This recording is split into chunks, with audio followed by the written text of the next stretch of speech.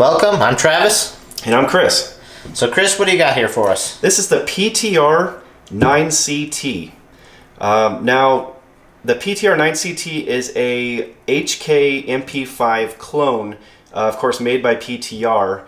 PTR does a lot of warranty work and parts manufacturing for the HK USA. So they're very familiar with the weapon system, so it kind of makes sense that they went with building the MP5. Now the CT, the T standing for the threaded barrel. Why you'd want one without a threaded barrel, I'm not sure, but you do have the option of getting the 9C, which does not have the threaded barrel.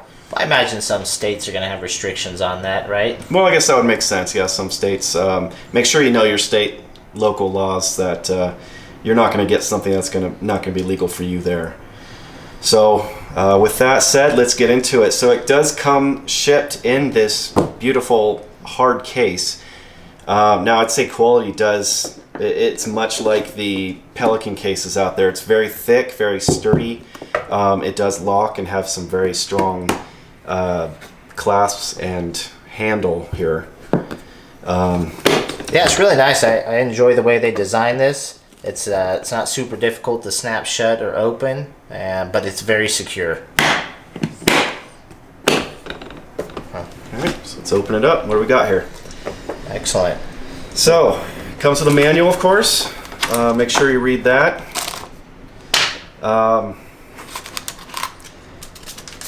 Here's a quality control or quality inspection list. You can see they checked off all the boxes. They checked the barrel and bore, the receiver, the trunnions, the bolt group, the fit and finish.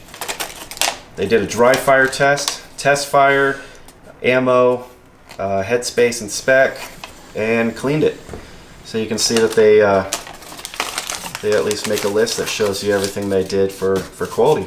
That's really nice. It's nice to know that when you get the gun that it's functioning. Obviously you're going to want to take it through its paces yourself, because why not? But it's nice to know that that's been done and you're not just going to get a dud. Well, hopefully that's the case. We'll find out later though. So, comes with a lock, of course. I think all guns do these days. As I say, most guns do, it seems like. Put that in the pile of the rest of them. It does come with a HK style diopter sight adjustment tool. This is really nice. If you were to buy an HK brand, one of these, you're looking at about $60. So it's really nice that they include this. This is really the best way to, or really the only correct way to adjust the diopter sights that are on the MP5. So the fact that this comes with it is a really good sign. They really care about you being able to do the adjustments and everything correctly without having to spend more money on it. Comes with a really nice single point bungee sling Nice. with a nice HK style hook on it. So that looks nice. It has a little buckle on there so you can unbuckle it. You don't have to take it up over your head. Two 30-round magazines made by ETS Corp. Made in the USA. These seem like they're okay quality. They are plastic though, so we'll see how they do. But I mean, just looking at them, these things are strong. They're sturdy. They don't creak. They don't bend. I don't see any reason why these wouldn't work. It's just I'm always worried about plastic, but we'll see how they do. So, being that this is the MP5 clone, I think it's really cool that these are actually designed for MP5s, right? Mm-hmm. These aren't specifically to PTR. Right, yeah, these are specifically made for MP5s. When you're looking at MP5 magazines made by HK, here's an HK one here. These go for about $70, $75 each if you can find them. So, you know, the ETS, it does seem like a good cost-effective way. I think they go about $35 each. So it might be a good alternative. We'll see on the range if they, you know, stand up to the original HK magazines, and we'll also see if the HK magazines work in the MP5 and this MP5. So it'll be something to try out. Excellent. So let's pull out this bad boy. Let's take a look at it. So there it is. And first thing I noticed right off the bat is this is a pistol.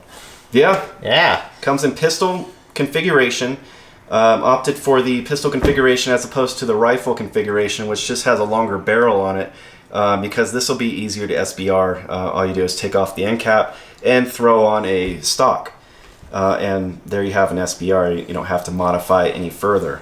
So for those of you that's wanting to SBR this, it would be a really good choice to go with this configuration.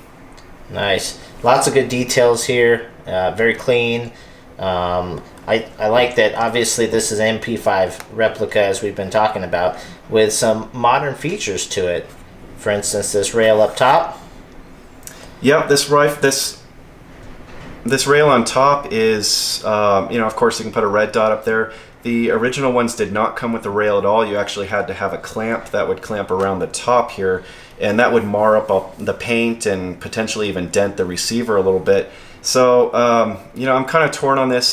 For those purists that don't like the welded on rail, you might not like it very much, but it's actually very functional, and you don't have to buy that $100 part to just hold on your red dot. So that's kind of a nice feature to have included. All right, and it looks like it's got a selector here for safe and fire. Not your three selectors, unfortunately. But. Yeah, so it is a semi-auto, but it's very correct as far as HK goes. I mean, it looks identical to the HK brand selectors and pistol grips, so that's very similar. This one, you'll see it does come with a paddle release. The newly made HK ones that you can get, the SP5 for instance, does not come with a paddle release. Just comes with the button on the side. Why that one doesn't come with a paddle release, I don't know. That's something you have to pay a gunsmith to actually add on if you want that. So it's really nice that comes with that feature.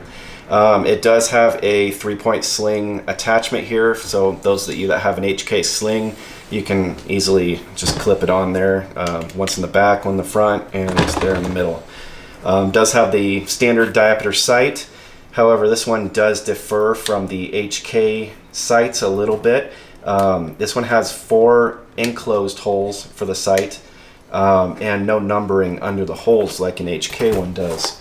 I don't know if this will show up very good on the camera, but you'll see one side actually does have an opening at the top for close range.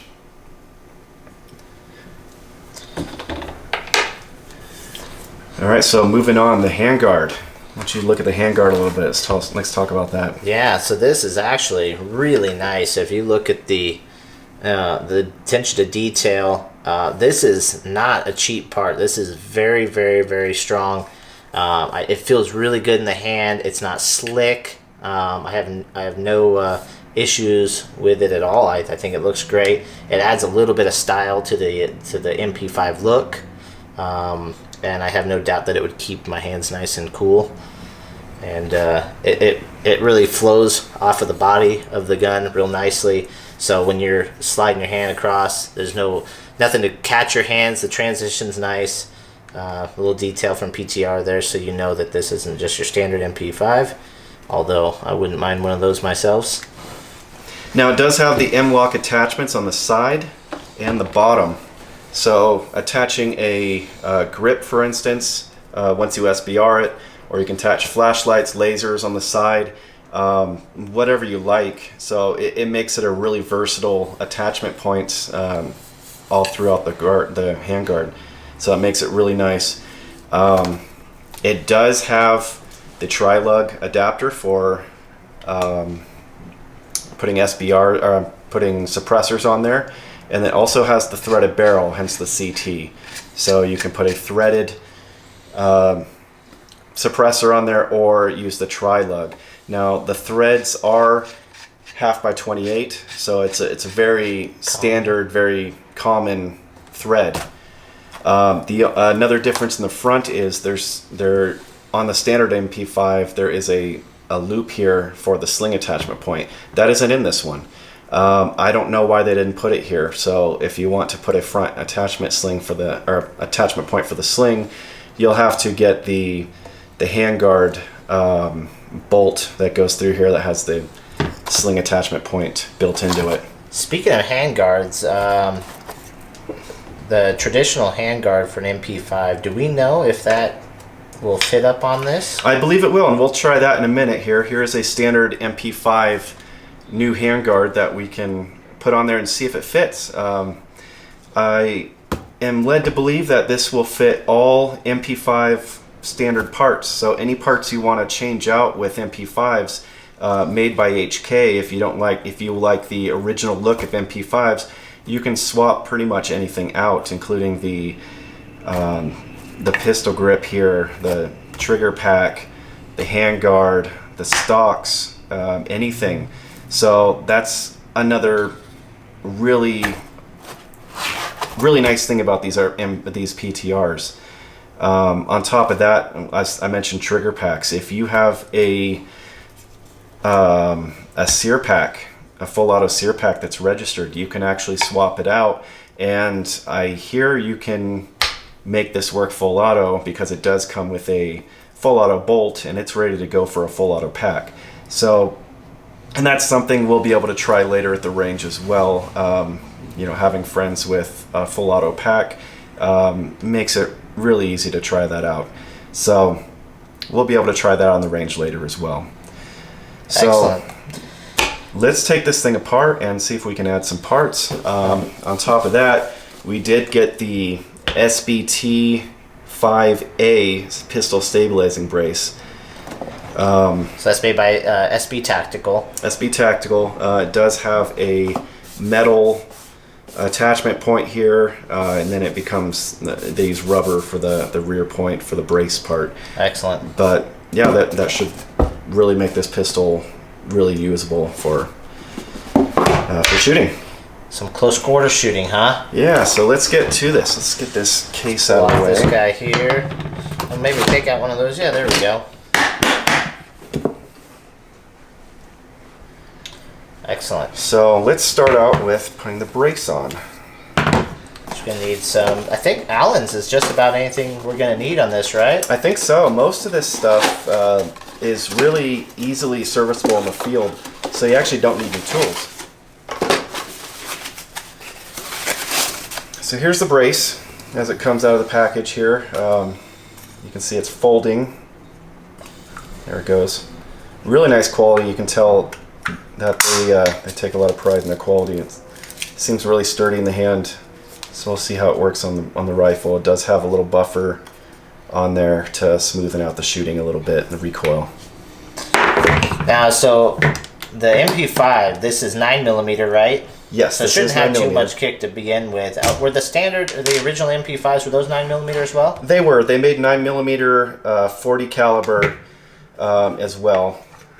So yeah, there's a couple different options as far as calibers go. Excellent. It's really tight on there. Okay, so there's the recoil spring there. Okay. Let's just pop that on.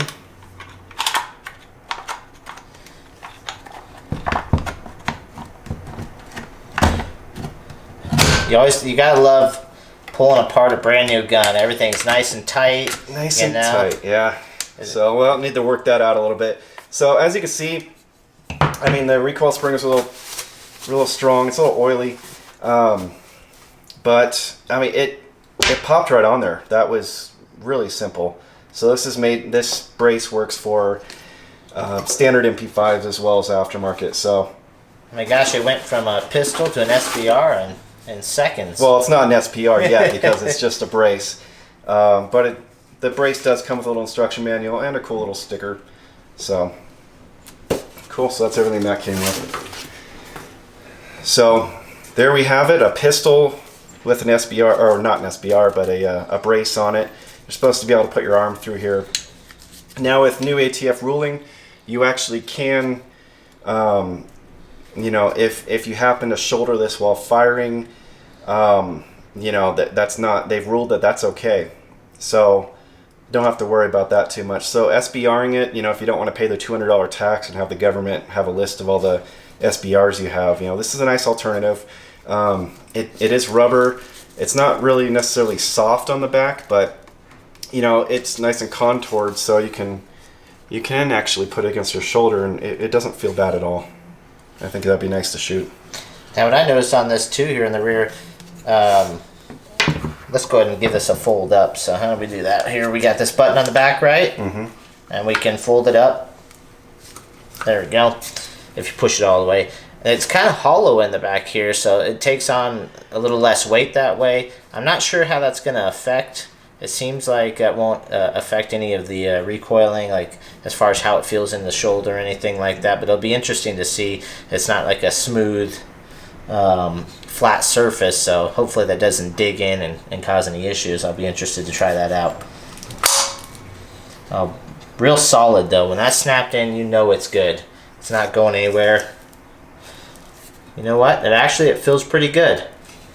I like that. I can't wait to shoot it. Okay, so you can also take the handguard off pretty simply and just replace it with this. Just takes an Allen head screw here. I believe we got one here. There we go.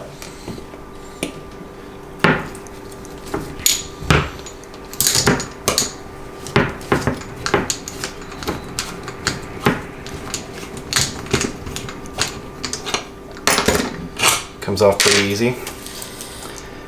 And this should just pop right off. It's pretty tight. Pretty tight. You know what? I got something I think might help you out. A rubber mallet. Might persuade it a little bit to come down. There it goes. There, just pops right off. Pretty solid. I mean, it's all metal. It's a nice handguard, but like I said, I like the old school look. Line that hole up. And that should just screw right in there. Now I don't have a push pin that would have gone on the original MP5s, but I'll have to just buy a new push pin for it. For now, this screw-on pin will work. The bolts will work.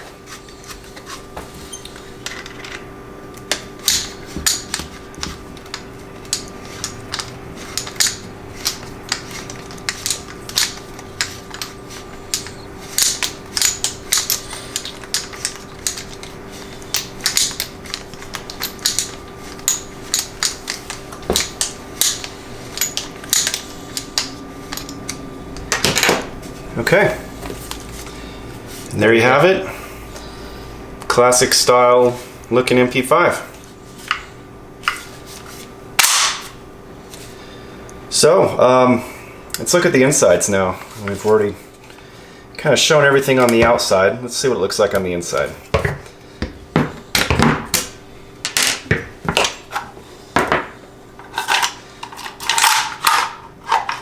So you have the recoil spring. With the bolt carrier, it's pretty well lubricated up. It's pretty shiny. The bolt looks the same. Everything looks pretty identical to your standard MP5. Nothing's really changed. Do MP5s like to run a little wet or dry, or they don't care? Generally, I mean, you can run them pretty dry and they'll still be reliable. You might start getting more and more malfunctions out of it, but generally you don't have to be too careful. You can run them. I mean, there's been tests done that you can run 50,000 rounds without actually lubricating it again. Wow. So, but yeah, it looks pretty standard. I've heard of people having trouble with their ejectors, and they ended up just replacing it with an HK part, and they had no more problems. It does say PTR there, so this is not an HK part. It is a PTR made bolt. So again, we'll have to see if that's going to cause any issues or not, but hopefully not.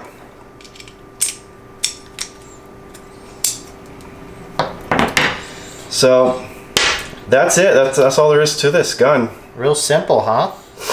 And pretty much the same as your standard MP5. So we got her back together now. You want to go ahead and test out those magazines? Okay, so it's back together.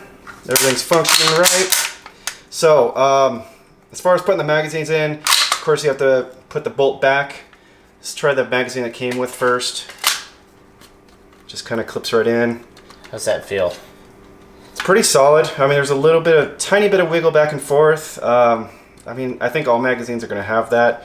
Other than that, I mean, it's in there pretty good. You close the bolt on it, still functions, of course. So again, something we'll have to try out on the range, but I mean, it looks okay. It's pretty solid in there. It's not going to pop out. It releases well. It's got a solid lockup on there. Nice.